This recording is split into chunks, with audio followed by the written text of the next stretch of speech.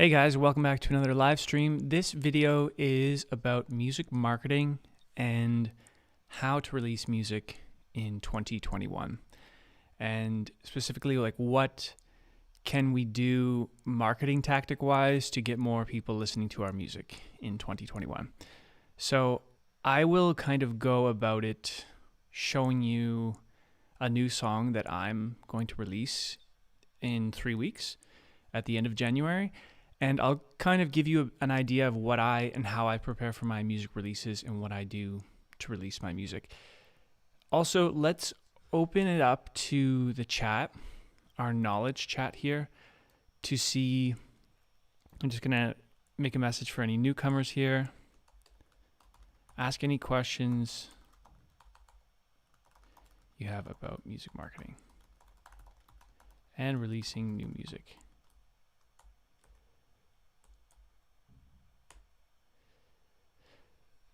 I do want this to be an open conversation too, and I'll kind of use the time in between questions to, hey Ricardo, thanks for joining the live stream. This video is more about music marketing and then music production. So yeah, I'll go kind of use the base of this video to talk about how I'm going to release my music this year and some different tactics that I'll do and how you should be thinking about marketing while preparing for your releases. And then, yeah, seriously ask the questions in the chat, because I think for it to be most beneficial for you and to use this time the best, I think if you happen to be on the live stream and you're not watching it later, and if you happen to be watching the later recording, just subscribe. And I do a lot of videos about music marketing, so we can jump on in the future to do a live stream. But yeah, so not too long to talk about it, but ask questions in the chat. We'll call it the knowledge chat, and we'll share knowledge between each other, and I'll drop as much knowledge as I can to try and help you get more streams on your music in the coming year. So just to give you a reference, this is my song here. I'm going to give you a little preview. Just let me switch up the view. This is in my Logic session, and I just have a preview of the song. And then I'll kind of go over how we can market our music. This is my Spotify profile. And the last single I released in October has about 150,000 streams so far. And I'll kind of go over some ways that I got that. And, you know, my other song is King of My Own, Better, Nothing But the Glory. They all have good stream numbers, and I'll kind of go over some things that you should do, some things that you can avoid and save time with, and then how to get the most of your release. So let's get a bit of a vibe of the song, and I will continue on with the marketing stuff.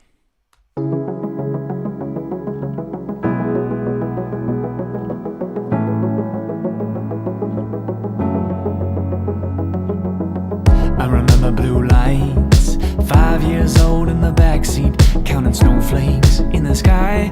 You were singing while we drive. I remember cold nights, shimmering snow under my feet, making castles so wide, never felt so alive. I remember, where did all the time go? Am I getting too old? I remember, pick me up, we'll drive all night, watching the world go by, like we used to. Cool, so that's a bit of a vibe of the song that I'm going to release on January 29th. And I wanted to give you an idea of the vibe of the song, because I think that's important when you're going to market your music. You got to know first off, okay, what playlist should you be targeting, but also what's your market? Who's going to be listening to your music? So with this music, I mean, with my current fan base already, this is kind of alternative indie pop style music. So I do have a good, I guess, idea of my audience. Now, if you don't have any music, so let's say you have a Spotify profile and it's all blank. Okay, let's start from the very, very basic. if you don't have a Spotify profile, and let's say you have a song like me, it's all finished, you have a WAV file, and you're ready to go, the first thing you need to do is get it uploaded to Spotify. And you can do that while using a music distributor like TuneCore, DistroKid, CD Baby. There's a couple small ones, SpinUp. There's tons out there, and they all cost more or less the same. There's some disadvantages, pros and cons of each one. And so use one of these distributors, get it up, and get it up there. And in about 5 to 6 days, it will be uploaded on Spotify, depending on when you chose your release date. So with most of these music distributors, you can choose a release date. It costs a little more to like plan a release date. So in order for me like to release my song on January 29th, which is about 3 weeks away, I had to pay a little more to have a scheduled release date. You can pay a little less and just have them upload it right away. So there's different plans and packages for each music distributor. Okay, so let's say you got it uploaded now. The next thing is just to prepare for the release. So one question you have to ask yourself is like how much time and effort you want to put into your music promotion campaign, and also how, like, a good thing to think about is how annoying in a way do you want to be to your audience. If you don't have an audience, then you can be posting all the time. If you already have a big audience, it's important not to like over post, and because it can be really annoying to self promote all the time and be posting on Instagram, hey, come check out my music, hey, the single's coming out, hey. That can get a bit annoying. So anyone who's just joining the chat here, coming into the live stream, hey guys, thanks for coming in. Shanmuka, background music, how to make. That's a good question. Probably not the right time to go deep into that right now because we're talking a bit about music marketing. Your tips are very helpful. Thank you so much for doing this. Yeah, Katharina, my pleasure. Thanks for joining the chat. I'm not sure where everyone's from in the chat or like time-wise time zone, because I think I'm just trying to find out the right time to do these live streams. For example, it's 2 p.m. right now. I'm in, I don't even know the time zone name I'm in. I think it's, well, I'm in Berlin. So some European time. Where is everyone right now? Like, I know I did it about 7 p.m. a couple days ago. So I think maybe I'll try earlier in the morning. But if anyone's in the States, they will either be sleeping if I did it earlier in the day here. So maybe I'll aim for something in the evening here.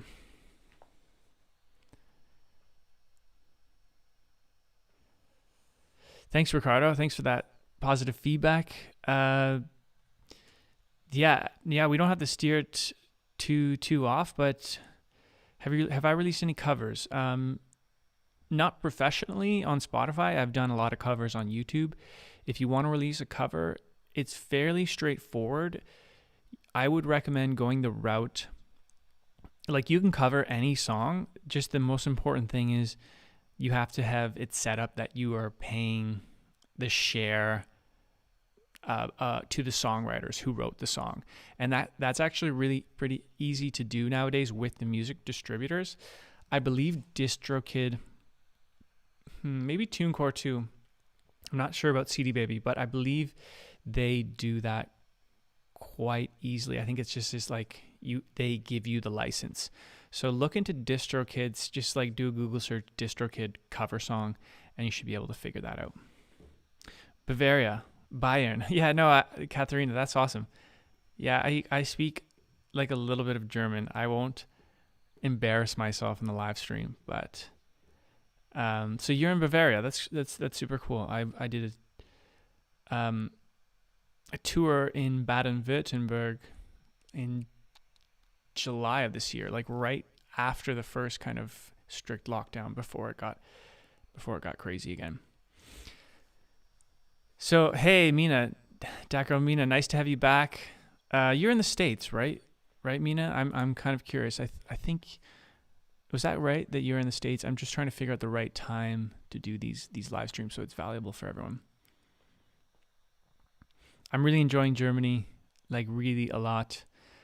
Yeah, I really like it here. I find the music scene and the people, it's very much like a culture that I can align with very comfortably. Yes, definitely, Ricardo. You can cover any song. It's just super important to have that license in place before releasing on Spotify. If you just want to go and release it on YouTube, I think you don't have to even worry about that because they will take care of that for you. They'll notice, like if you cover an Ed Sheeran song, and YouTube will have an algorithm that will notice, hey, this is Ricardo, he's playing an Ed Sheeran song. I will make sure to pay a bit of the money. If you make any money on this video, YouTube will make sure that that some of that money will go to Ed Sheeran.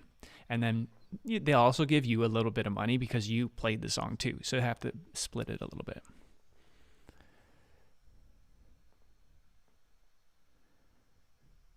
Cool. It's 1 p.m. there. Okay, so kind of like post lunch, and everyone's working from home anyway, so people are up and can kind of take a bit of a break. Okay, so back to music marketing, and anyone just joining the live stream right now, this video is about music marketing, how to release your single in 2021, how do you promote your music, how to get more streams from the start to finish, but also let's use the knowledge chat here. Ask any questions for me to make it of value to you, and I'll answer all of them. We're just looking at my Spotify page here. Just this is because you can kind of get a reference of some of the songs I released in the last few months and the streams I'm getting from them. So not in the millions of streams yet, but still, like kind of every new song I release, I try to do different things and optimize on that. So you can kind of see like this was the first song I ever released called Decisions. It has 21,000 streams. This was the next song I released. It has about 67,000. And then the last 2 months I released, 4 months I released King of My Own. Now it has 78,000. And the last single I released, Skeletons in Your Closet, has 155,000.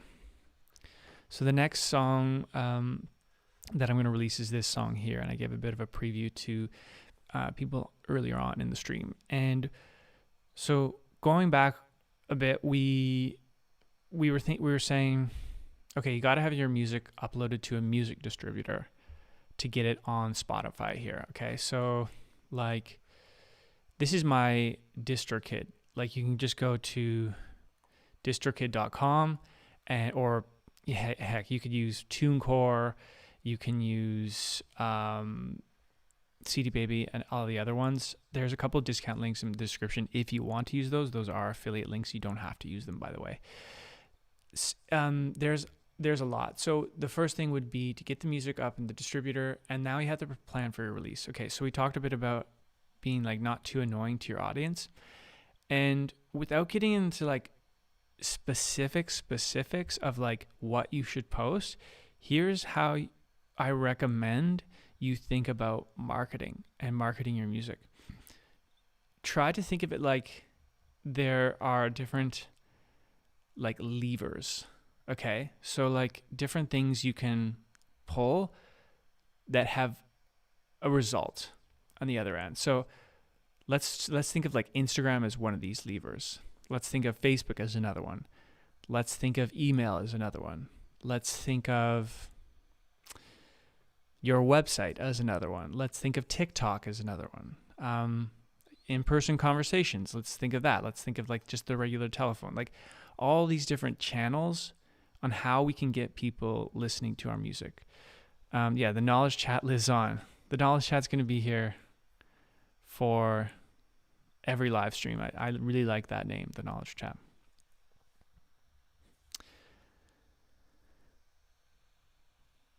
In terms of, so that's a really good question, Katharina. Like when we're talking about these levers, these channels, would it be helpful to have an online presence? Like how do you go about marketing your music, right? If you don't have any online presence, right? If you don't have any audience, that's a great question.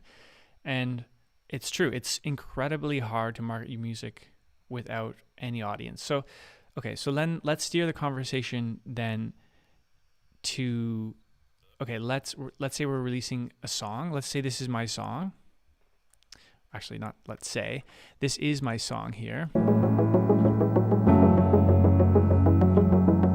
I remember blue lights, 5 years old in the backseat. Okay, so let's say this song, which I'm going to release on January 29th. Let's say I had no Spotify account, no audience, no one following on Instagram, or let's say I have an account, but I have like 15 followers. Okay, so let's go about it in that way, because I think perhaps that would be most beneficial to people. Is that, would you agree with that?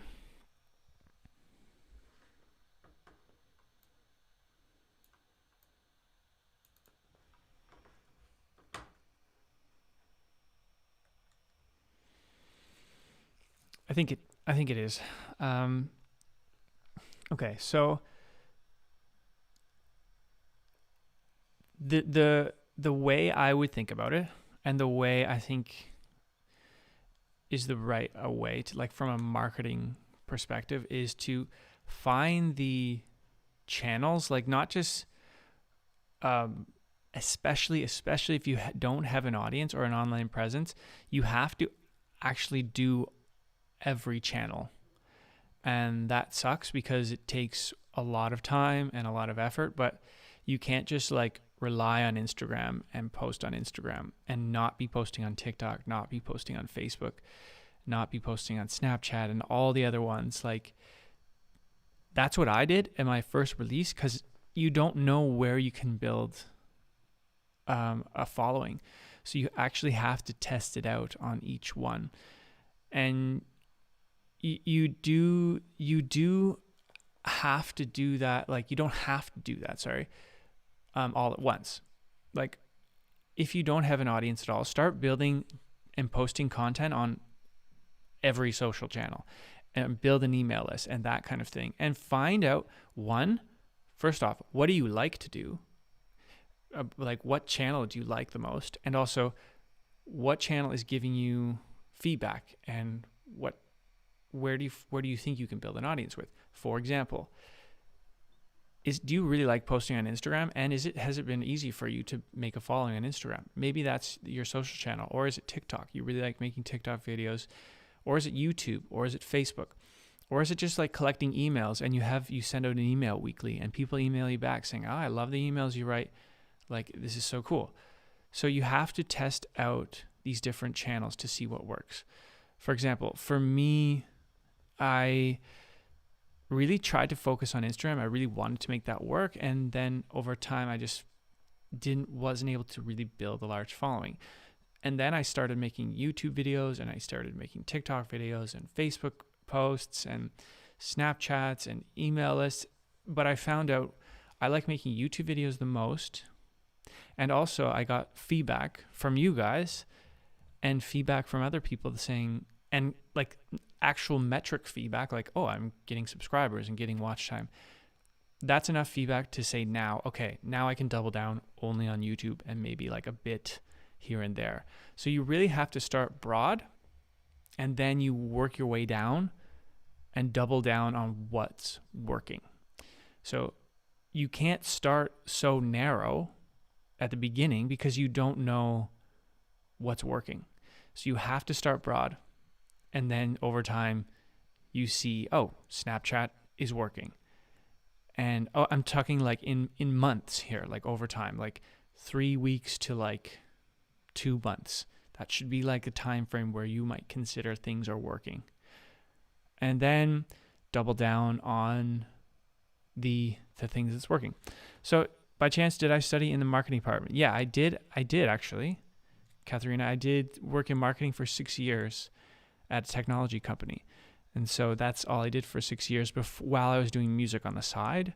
And then now I'm doing music full time and pretty much marketing on the side too, because being an independent musician, as you guys know, if you're artists in the channel. By the way, Katharina, are you a singer-songwriter or artist, or how did you find this channel?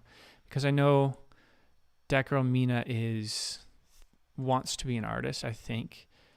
And Ricardo, are you making music too? I can't remember, by the way. But anyways, yeah, I studied marketing. So this is kind of, and by the way, hey, like I'm not right, like saying I'm 100% right with this, but I am talking from experience that it's worked for me at least. So this is just free knowledge. Take it or leave it. You don't have to do any of this, and I'm not saying it's right, but I'm just saying it's like, hey, this has worked for me. And that's why my stats are here, because it's 150,000 streams. Like, that's not easy to do, but technically, once you have the right channels, it can be easy to do, and that's what I want to talk about in this live stream. Do you need a record label to be successful? Hey, Miles, thanks for the question. That is a good question. My default answer, like, your question specifically says to be successful. I would say no to that. You do not need a label to be successful. But if success to you is that you want to play stadiums and travel the globe, I would say yes, you do need a record label to do that, because it's really hard, I think, to get to the stadium world tour level without a record label.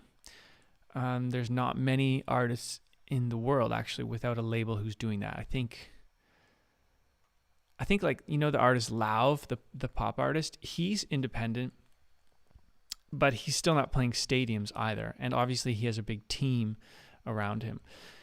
So I think independent music and doing independent marketing, you can be quite successful without a label. Cool. Well, Katharina, and please keep asking questions, like, well, in future live streams, and comment on the videos. I'd be happy to help you kind of make that jump eventually, or to clear up any questions that you have that I can clear up, because I made that jump from being a full-time I had a corporate job, full-time marketing employee, and I made the jump completely to full-time artist. So I know what that feels like, and I know how much pressure that decision can hold. So I'd be happy to give any insight if you guys in this channel are into music and you want to become a music producer or music in the music industry. I can give you insight to my experience, because it's been 3 years now being a musician full-time from 6 years being in the corporate world.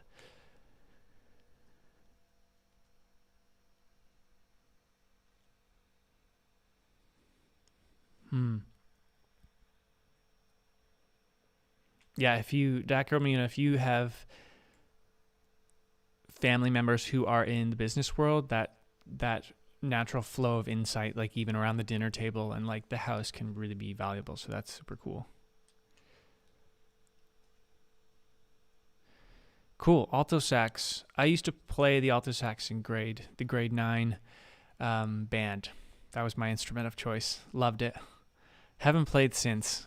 Gravitated more towards the guitar and piano, but loved saxophone. Yeah, no problem, Katharina. Yeah, absolutely. Here to help. Want to build this channel just to be like a helpful channel. Really just to document what I'm doing and just put it out there to see if you guys want to listen to it. That's it. Cool. I play guitar, and do you think if I post covers on Spotify, will anyone listen to them? I think, Miles, your question, I definitely think people will listen to them. I can give you a piece of advice to, if you're going to post covers, what I would do is post, like, choose the covers you like to sing, like go about it, whatever covers you like, but also look at like new songs. Like, go here, I'll show you just quickly. Let's go to like global top 50. The Spotify one. I think it's this one. Okay, so like go to some of these new ones, or maybe actually like a New Music Friday would be better, or something like. Okay, this is New Music Friday. And if you want to post covers on YouTube, I'd recommend going to like new music from big artists. So this song, The Bandit by Kings of Leon. Like Kings of Leon's a huge band. Taylor Swift just came out with a new track. This is today. Yeah, these are really fresh songs. All these songs are super fresh, and the big artists on this playlist, people will be searching for the covers already, like this weekend, for like The Bandit, Kings of Leon. So you can go to people will go to YouTube, like YouTube, and people will be searching like Kings of Leon. Hey, that's me right there, live. Kings of Leon Bandit. So you can already see it's like, it's being searched. So what I mean by that is like the volume, the search volume. See this guy here, Kings of Leon, Tim Love. He's got 560 subscribers, and he just posted this 12 hours ago, and he's got 155 views already. And he doesn't have that many subscribers. I mean, sure, 560 is respectable, but for him, at 560 subscribers, to be the fourth video, that's super, super uncommon.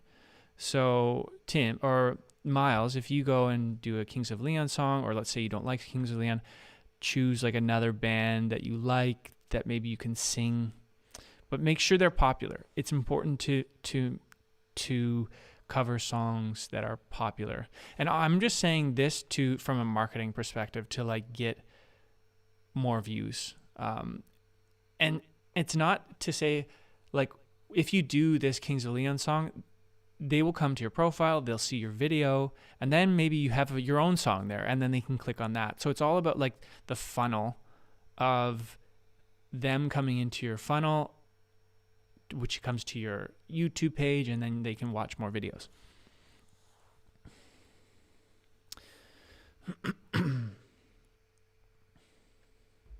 Cover songs from the 60s, Beatles, The Lovin' Spoonful. Okay, yeah. So you could totally do. Let's just listen to this Bandit song. Actually, no, I probably shouldn't do that because YouTube will mark this video.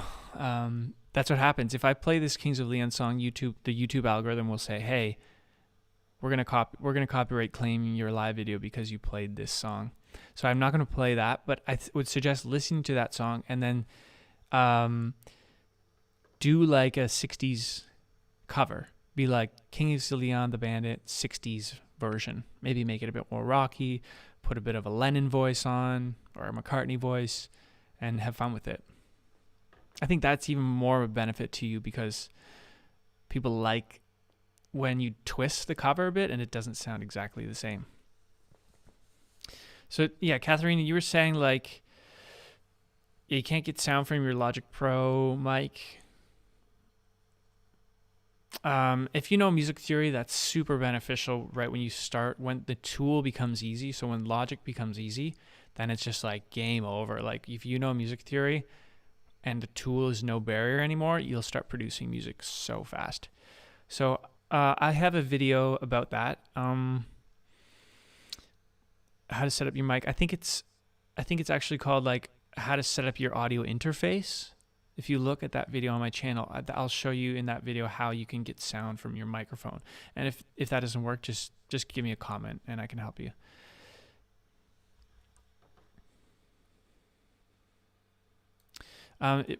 Ricardo, do you run any type of risk if you release original music without any copyright?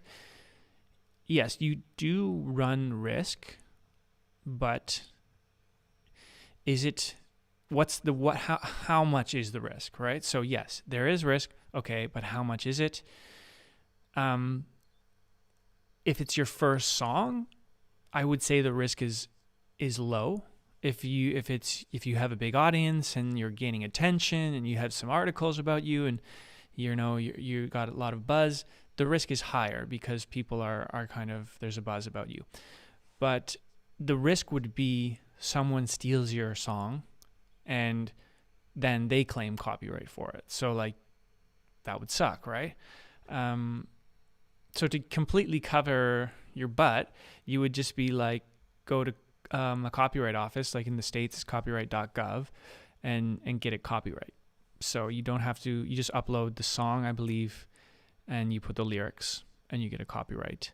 There are some like poor man workarounds where if you just make a YouTube video of it and you publish that YouTube video today, then it says on YouTube published, like Ricardo's song published, and that's enough of like a timestamp for a copyright. The only real problem is like if you're in the courtroom and the judge is like, do you have a copyright? And you're like, I have a YouTube video, and the judge is like, that's not enough. Then that would be the only thing.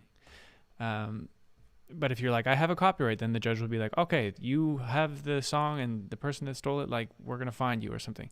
Like that's how I imagine it happening.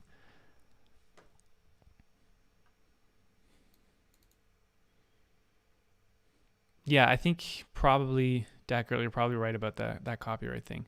Just don't want to take a risk.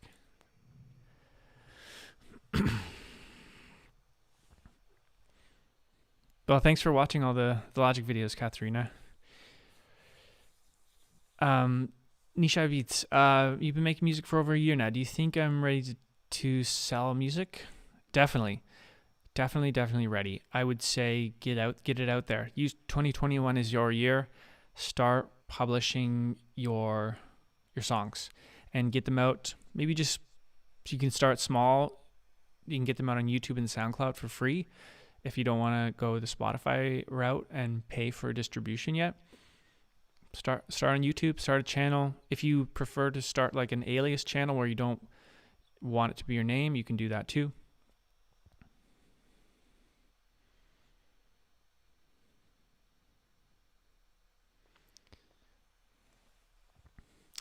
Do you agree when marketing yourself in your music, it's crucial to have a standout thing, for example, blue hair or something? I mean, I think it's like the first impression thing. I think it helps. Like, I've seen a lot of cool Instagram accounts where like, yeah, the girl has like pink hair and all her posts are in pink, and or like a guy has like a shaved head and it's blue hair and he's got like piercings.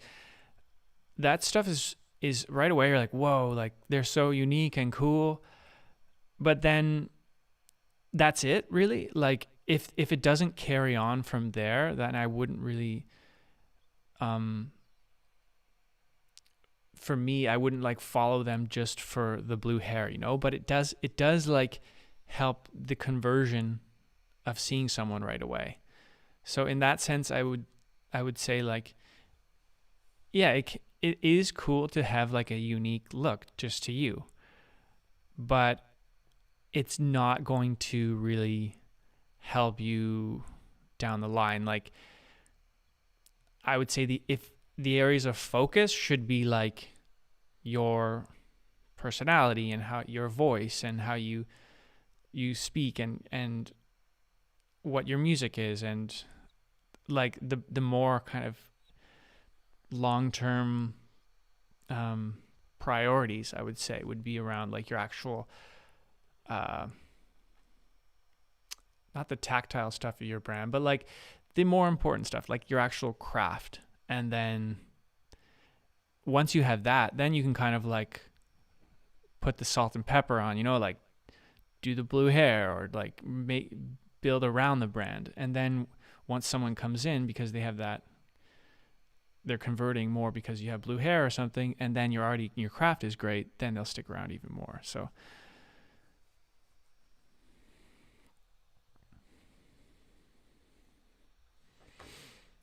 yeah, Nishai Beats, I would start on YouTube. Just like get it out on YouTube and SoundCloud. They're free to distribute, and then you can get some feedback from people listening to your music and then go from there. or if you're ready to pay, like you're saying here. Um, Audio Jungle, Pond 5, Melody Loops. Are those like a BeatStars kind of thing? Actually, I've never heard of those three things. If you have, I booked my own shows performance before. If so, what's the process like?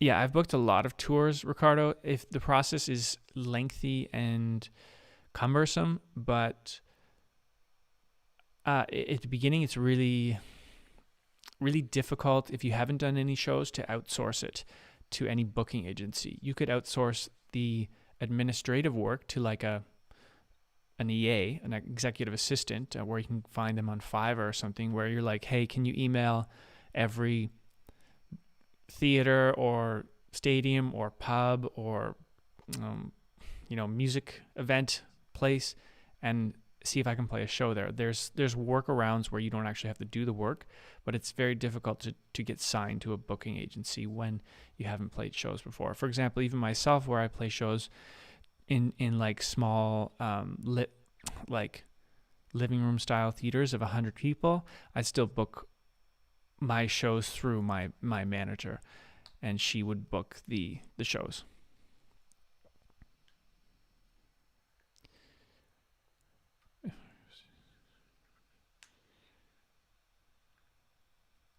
Miles, if you're gonna go cover this, do the 60s route song, I would just start small. That would be my personal kind of recommendation, just to start small, do one, and then see what happens. And then let's say it takes off or does well, then hey, I should do another one, instead of like doing 10 like an album and then not having any data. So I would save your time and do like one at a time. That would be my personal suggestion.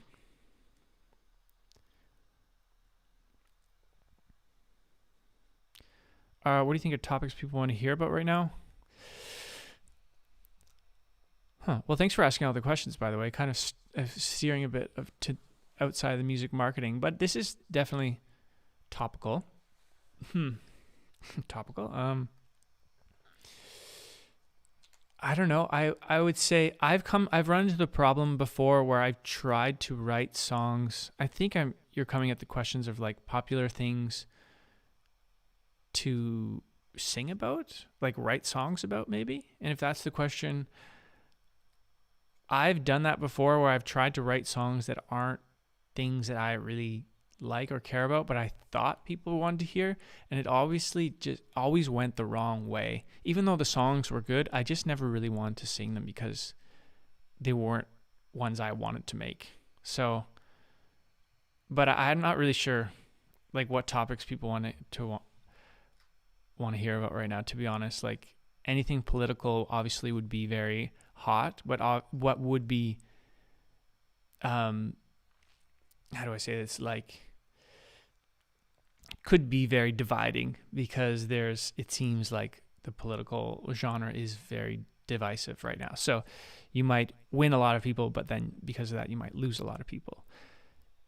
But yeah, I'm not sure. It's a tough question.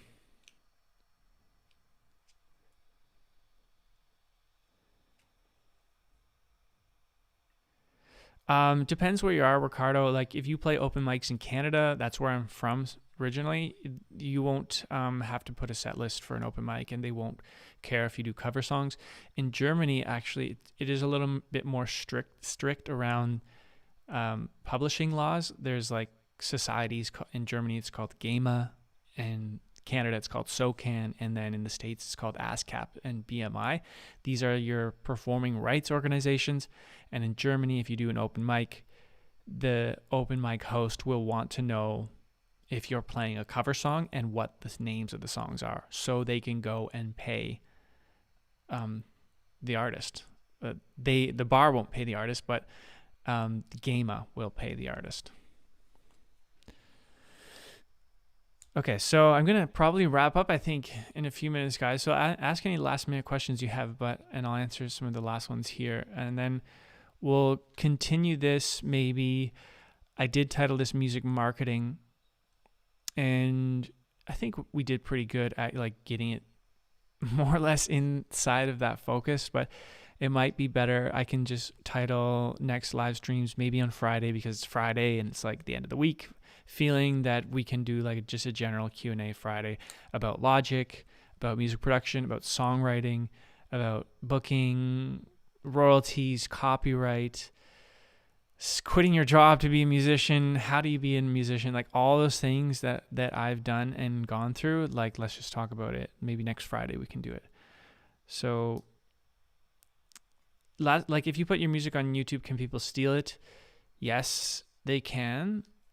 Does it happen a lot?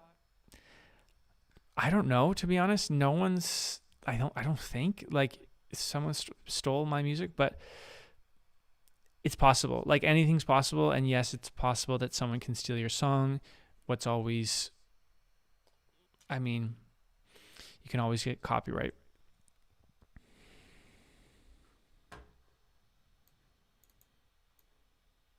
Okay, cool, Dakar Mia. Yeah, we'll see you later. Thanks for joining in. Katharina, definitely I feel that like every day. And I think this is just like a human natural feeling we all have. It's actually, there's a word for it. It's called Imposter Syndrome. So I guess that's 2 words, where you just feel not good enough, especially when you're surrounded by people that are better than you. So, and that's constantly a feeling, I think, with today's world, because you go on Instagram and you're like, oh my God, that person's so good and I suck. So I feel that like every day, and I just have to remind myself, like, just keep going, like keep working, don't worry about it. And as long as you just know, like you just think, oh, this is just a thing I'm thinking, and you just kind of keep moving and not really worry about that. But it is a struggle. It is a real struggle.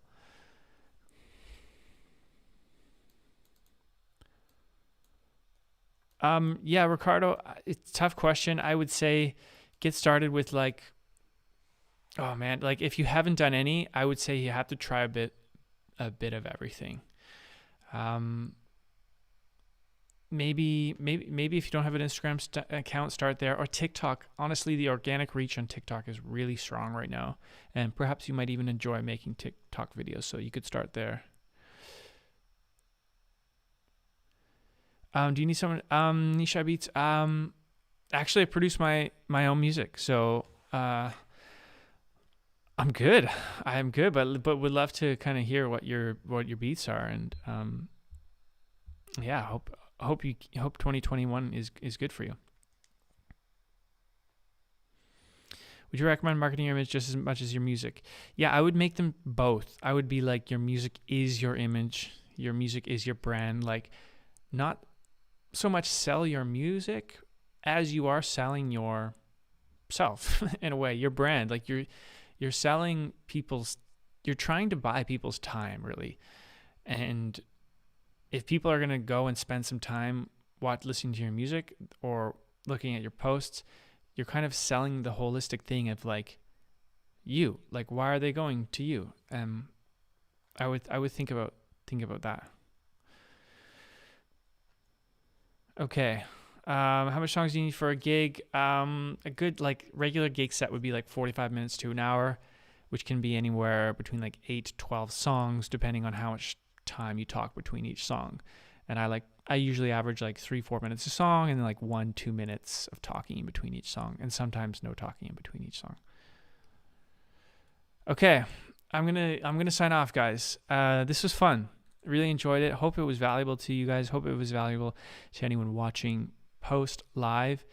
It will be up on my channel if you want to watch it later. See you next Friday. Let's do a general Q&A next Friday. And yeah, this has been fun. I'm gonna go out with the rest of my song here. Okay, see you guys. I remember blue lights, 5 years old in the backseat, counting snowflakes in the sky. You were singing while we drive.